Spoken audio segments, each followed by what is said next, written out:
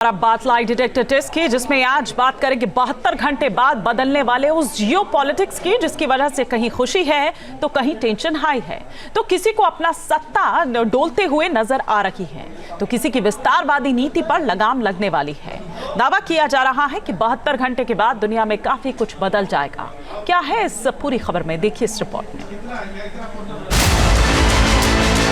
72 घंटे में धरती की धुरी में बदलाव का सच।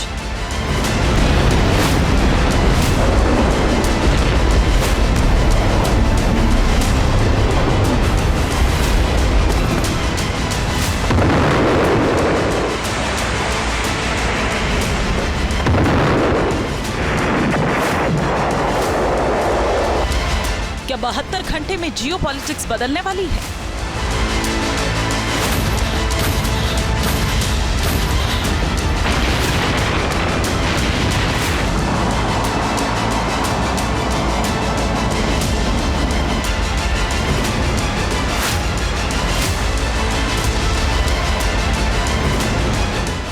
बहत्तर घंटे बाद चीन और रूस के खिलाफ बड़ा बदलाव होने वाला है।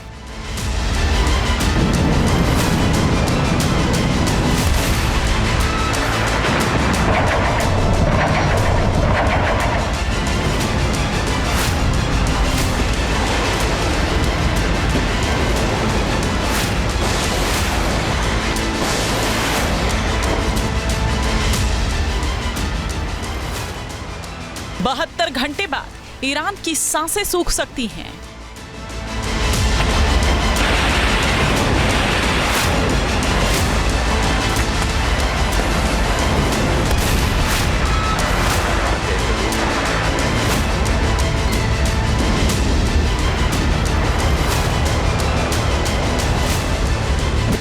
बहत्तर घंटे बाद दुनिया में बहुत तेजी से बदलाव हो सकता है।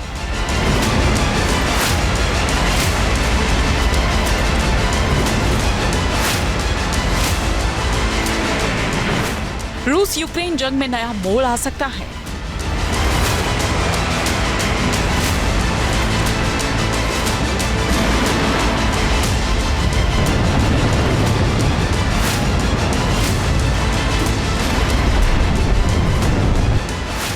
मिडिल ईस्ट में ईरान की उल्टी गिनती शुरू हो सकती है।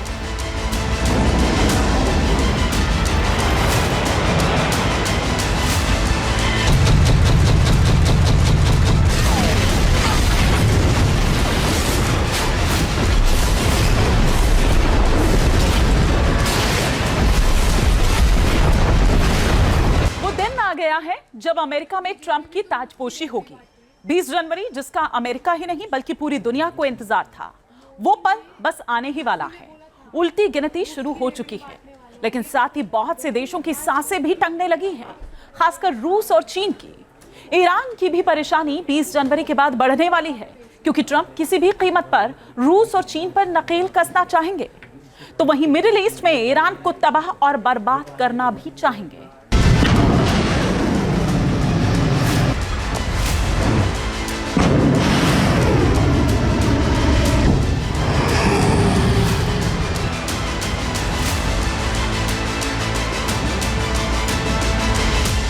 समंदर में गर्जना कर रहे इस स्टील्थ डिस्ट्रॉयर यूएसएस ज़ुमवॉल्फ को गौर से देखिए। ये यूएस का सबसे बड़ा स्टील्थ मिसाइल डिस्ट्रॉयर है।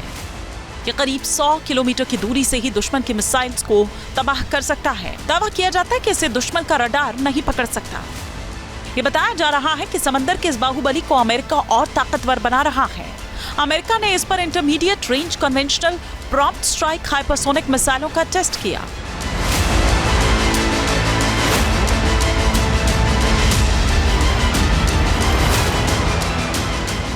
अमेरिका अपनी इस बाहुबली के जरिए चीन को प्रशांत महासागर में घेर रहा है।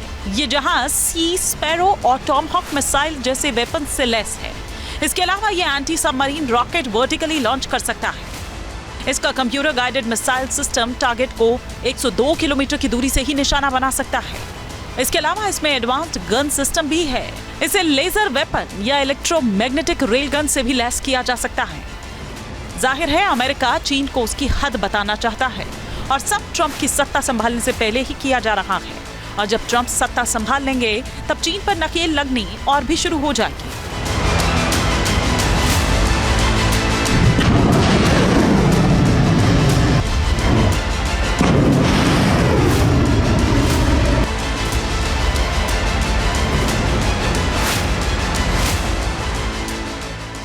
चीन दुनिया का बेताज बादशाह बनना चाहता है, लिहाजा इसके लिए वो लगातार अपनी ताकत को बढ़ा रहा है। खासकर चीन अपनी वायुसेना को मजबूत कर रहा है और हाल ही में चीन ने आसमान में 6ठी पीढ़ी के लड़ाकू विमान उड़ाकर अमेरिका की नींद काफूर कर दी थी।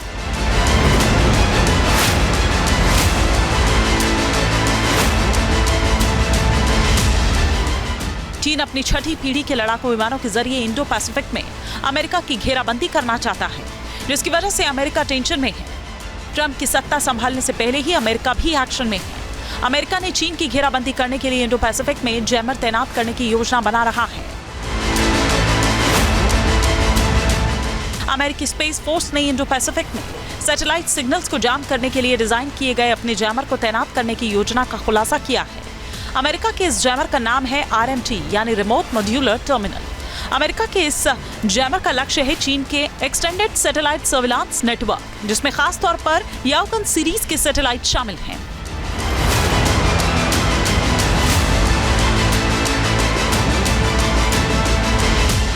अमेरिकी स्पेस ऑपरेशंस कमांड ने जैमर की तैनाती के पहले चरण को मंजूरी दे दी है, जिसमें 11 को शुरू में तैनात किए जाने की उम्मीद है। लेकिन अमेरिका का प्लान केवल इतना ही नहीं है, बल्कि अमेरिकी सेना इंडो पैसिफिक पर फोकस करने के लिए 200 डिवाइस तक तैनात करने की योजना बना रखी है। यही वजह है कि जानकार बता रखे हैं कि डोनाल्ड ट्रंप के राष्ट्रपति बनने के बाद ये चीन के साथ इलेक्ट्रॉनिक युद्ध में बदल सकता है। वॉशिंगटन स्थित think tank centre for strategic and international studies यानी CSIS की एक रिपोर्ट के मुताबिक चीन के याओगन सीरीज के सैटेलाइट अंतरिक्ष से कार जितनी छोटी वस्तुओं को भी ट्रैक कर सकते हैं। इसके साथ ही चीन की ये सैटेलाइट अमेरिकी इंडो पैसिफिक कमांड पर निरंतर निगरानी प्रदान करने में सक्षम है। और अब तो चीन ने 6ठी पीढ़ी का लड़ाकू विमान भी बना लिया है, जो अमेरिका के लिए दोहरी चुनौती है। यही वजह है कि ऐसा कहा जा रहा है कि अगर अमेरिका ने इंडो पैसिफिक में जैमर लगाया तो चीन और अमेरिका के बीच महायुद्ध हो सकता है।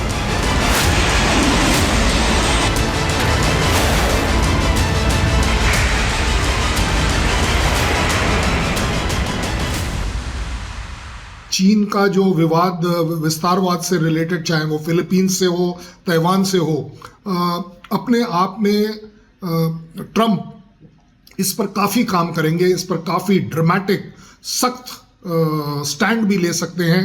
बट जितनी सख्ती करी जाएगी उसी हिसाब से उसका एक रिजल्ट निकलेगा, और वो रिजल्ट शायद हो सकता है एग्रेशन, एक लड़ाई का माहौल भी अपने आप में आ सकता है। बट ज़्यादा बड़ी बात ये सोचनी चाहिए हमें, या समझनी चाहिए कि अगर वो चीन के विस्तारवाद को रोकना भी चाहें तो वो चीन के ऊपर डिपेंड करेगा, डिप्लोमेटिक रिलेशंस पर डिपेंड करेगा, किस तरह से चीन और US इकट्ठे आ पाते हैं एक दूसरे को सिर्फ रोकने के लिए।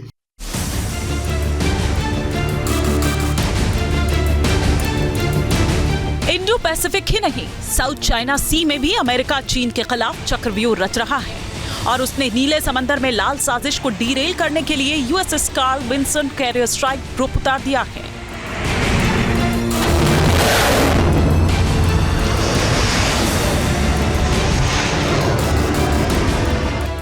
अमेरिका का ये बाहुबली समंदर में तैरता हुआ काल है, क्योंकि इस पर 90 लड़ाकू विमान तैनात किए जा सकते हैं। अमेरिका के इस विध्वंसक स्ट्राइकर पर F-18 सुपर हार्नेट तैनात रहता है।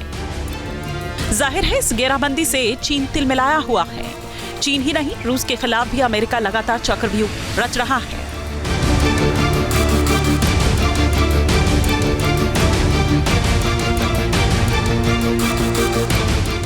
ट्रंप ने अभी सत्ता भी नहीं संभाली है, लेकिन चीन से लेकर रूस तक सभी की टेंशन बढ़ी हुई है, क्योंकि ट्रंप ने पहले तो कनाडा को अमेरिका में मिलाने को लेकर बयान दिया, जिस पर खूब हो हंगामा हुआ। फिर उसके बाद उन्होंने ग्रीनलैंड और पनामा नहर पर भी अमेरिका के कब्जे की बात दोहराई। जाहिर है ग्रीनलैंड पर ट्रंप ने जो बात कही उसको लेकर पुतिन ज्यादा परेशान है, क्योंकि ग्रीनलैंड के जरिए ट्रंप रूस पर लगाम लगाना चाहते हैं। ट्रंप का प्लान जहां एक तरफ मिडिल ईस्ट और यूरोप में जंग के तासीर को कम करना है, तो वहीं दूसरी तरफ अमेरिका की ताकत को बढ़ाना भी है, और इसके लिए एक नए बैटलफील्ड की तरफ भी ट्रंप ने कदम बढ़ा दिए हैं। ट्रंप का ये प्लान इतना खौफनाक है कि सिर्फ यूरोप और मिडिल ईस्ट ही नहीं, बल्कि पूरी दुनिया की तस्वीर ये बदल सकता है। ट्रंप ने ऐलान किया कि वो डेनमार्क से ग्रीनलैंड को खरीदेंगे। अमेरिका के लिए ग्रीनलैंड बेहद अहम है। ग्रीनलैंड को हासिल करने के लिए सैन्य बल का भी इस्तेमाल कर सकते हैं। सवाल है कि आखिर अमेरिका क्यों ग्रीनलैंड पर अधिकार करना चाहता है, तो इसकी बड़ी वजह ग्रीनलैंड में अमेरिका का प्रोजेक्ट आइसवॉर्म है। 1950 के दशक में कोल्ड वॉर के दौरान अमेरिका ने रूस के खिलाफ करीब 600 इंटरकॉन्टिनेंटल परमाणु बैलिस्टिक मिसाइल्स को तैनात करने के लिए 4000 लंबी सुरंगों का एक सिस्टम बनाने की योजना बनाई थी, जिसे प्रोजेक्ट आइसवॉर्म नाम दिया गया था। इस प्रोजेक्ट के तहत 1959 में ग्रीनलैंड के उत्तर पश्चिम में कैंप सेंचुरी रिसर्च बेस स्थापित किया गया था। यहाँ कुल 3000 मीटर लंबी 21 सुरंगों की खुदाई की गई थी। एक मोबाइल परमाणु रिएक्टर को बिजली सप्लाई के लिए रखा गया था। बर्फ की सुरंगों में लैब्स, दुकानें, एक सिनेमा हॉल, एक अस्पताल और 200 सैनिकों के रहने के लिए कमरे बनाए गए थे।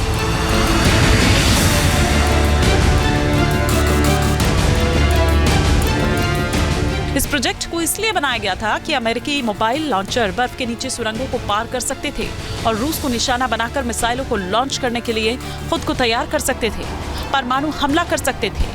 हालांकि कुछ साल बाद ही ग्रीनलैंड में ग्लेशियर के हिलने से ये प्लान फेल हो गया और 1967 में अमेरिका ने इस बेस को छोड़ दिया। लेकिन आज भी ग्रीनलैंड में बर्फ के नीचे अमेरिका का ये अंडरग्राउंड परमाणु पाताल लोक मौजूद है, जिसे ट्रंप ने फिर से जिंदा करने का प्लान बनाया है। ग्रीनलैंड में इस वक्त अमेरिकी सैनिक मौजूद हैं। ग्रीनलैंड में अमेरिका का थुले एयर बेस, जिसे अब पैसिफिक स्पेस फोर्स बेस के नाम से जाना जाता है, अमेरिका का सबसे उत्तरी सैन्य अड्डा है, जो ग्रीनलैंड के उत्तर पश्चिमी भाग में स्थित है और अमेरिका की वैश्विक सामरिक रणनीतियों का अहम हिस्सा है। थुले बेस पर 600 से ज्यादा अमेरिकी सैनिक तैनात हैं। ये बेस आर्कटिक क्षेत्र में अमेरिकी वायुसेना और अंतरिक्ष बल के लिए रणनीतिक हब के रूप में कार्य करता है।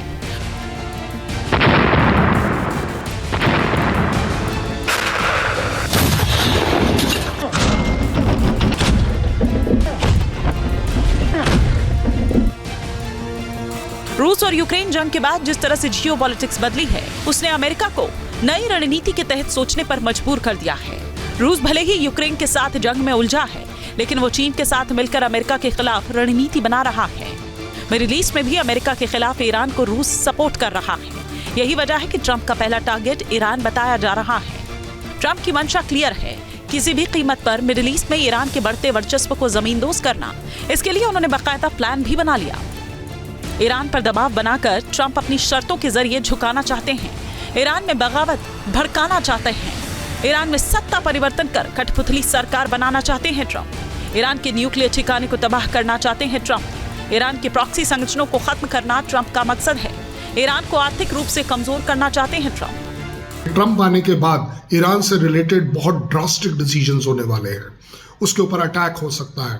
ऑलरेडी हम देख रहे हैं कि उसकी ताकत ना बढ़े, उसके लिए अमेरिका इजराइल को फ्री हैंड देता चला जा रहा है। सबसे बड़ा जो केंद्र बिंदु होगा वो शायद ईरान की न्यूक्लियर पावर का होगा, जिसमें यूएस पूरी तरह से कोशिश करेगा कि वो उसे आइसोलेट करे, उसे न्यूक्लियर पावर ना बनने दे, उसकी इकॉनमी इतनी वीक कर दे कि वहाँ के लोग अपने ही खमैनी के खिलाफ हो जाए और उसे उसके विरुद्ध तख्ता पलट कर दे।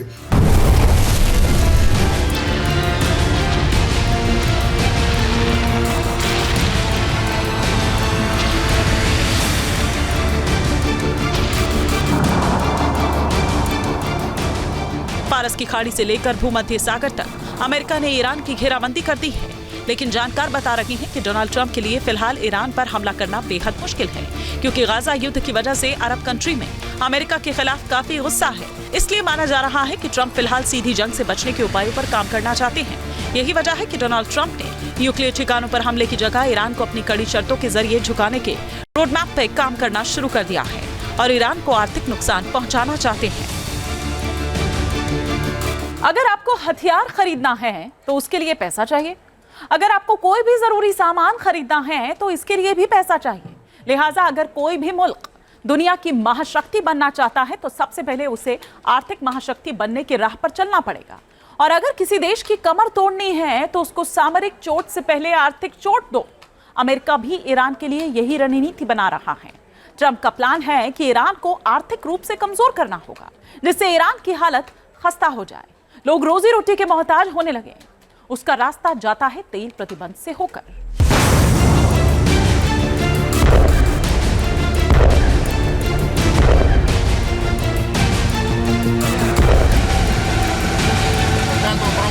ट्रंप का प्लान है कि ईरान पर इतना आर्थिक प्रतिबंध लगा दूं कि ईरान की सांसें उखड़ने लगे। ईरान में खामेनेई के खिलाफ बगावत के सुर उठने लगे। जब ईरान की जनता रोटी कपड़ा के लिए सड़कों पर होगी तो ईरान में तख्ता पलट किया जा सकता है। ईरान को आर्थिक रूप से कमजोर करने के लिए ट्रंप ने भी प्लान बना लिया है। ईरान की पूरी इकोनॉमी कच्चे तेल पर डिपेंड है और ट्रंप आने वाले दिनों में तेल वाला ही खेल करना चाहते हैं, जिससे खामेनेई की सल्तनत डीरेल हो जाए और बिना हथियारों के ही ईरान पर अमेरिका अपना मोहरा फिट कर दे।